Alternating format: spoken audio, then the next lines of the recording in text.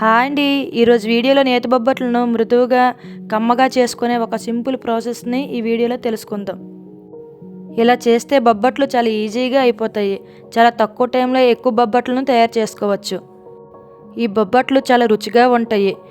వీటిని 3-4 రోజుల వరకు స్టోర్ చేసుకోవచ్చు.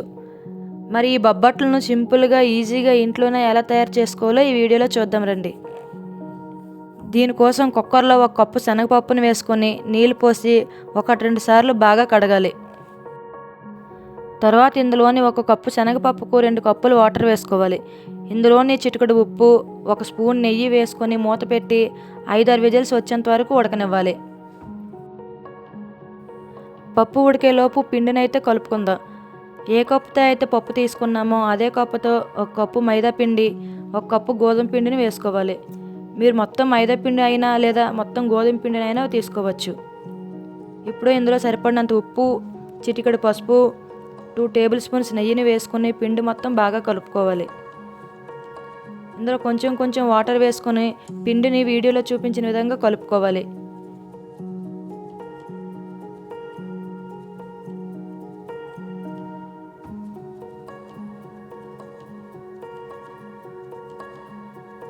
తర్వాత ఇందులో కొంచెం ఆయిల్ పోసుకొని మరొకసారి బాగా కలిపి మూత పెట్టి పక్కన పెట్టుకోవాలి.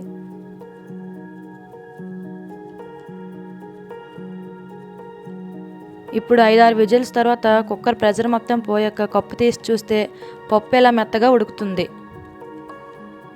ఇలా పప్పు ఉడికిన తర్వాత ఇందులో ఉండే వాటర్ మొత్తం డ్రైన్ చేసేసుకోవాలి. చిల్లుల గిన్నెలోకి పప్పు మొత్తాన్ని వేసుకుంటే ఎక్స్ట్రా ఉన్న వాటర్ మొత్తం వాడిపోతుంది. ఈ పప్పులో అస్సలు వాటర్ లేకుండా చూసుకోవాలి.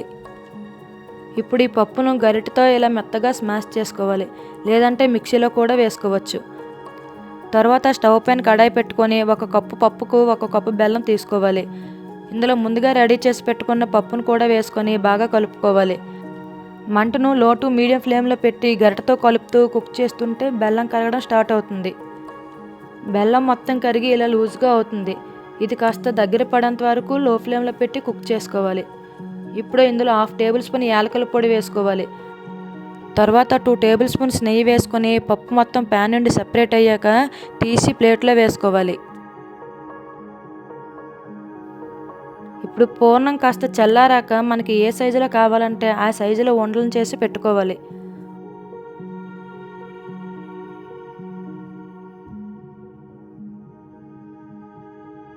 తర్వాత మనం ముందుగా కలిపి పెట్టుకున్న పిండిని తీసుకొని మనం పప్పు ముద్దని ఏ సైజులో అయితే తీసుకుంటామో అదే సైజులో పిండి ముద్దను తీసుకొని వీడియోలో చూపించిన విధంగా పూర్ణంను పెట్టి స్టఫ్ బయటికి కనిపించకుండా కవర్ చేసుకోవాలి.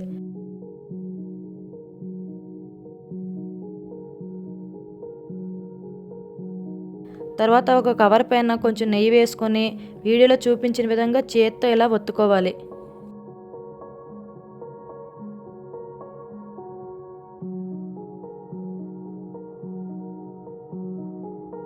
ఇప్పుడు స్టవ్ పైన ప్యాన్ పెట్టుకొని ప్యాన్ బాగా వేడయ్యాక బొబ్బట్టును వేసుకోవాలి.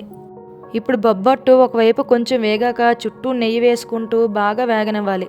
తర్వాత రెండో వైపు కూడా టర్న్ చేసుకొని ఇంకొంచెం నెయ్యి వేసి బాగా వేగనివ్వాలి. ఇలా 2 వైపులు బాగా వేగాక తీసి ప్లేట్లో వేసుకుంటే వేడివేడి నేతి బొబ్బట్లు అయితే రెడీ అయిపోయినట్లే.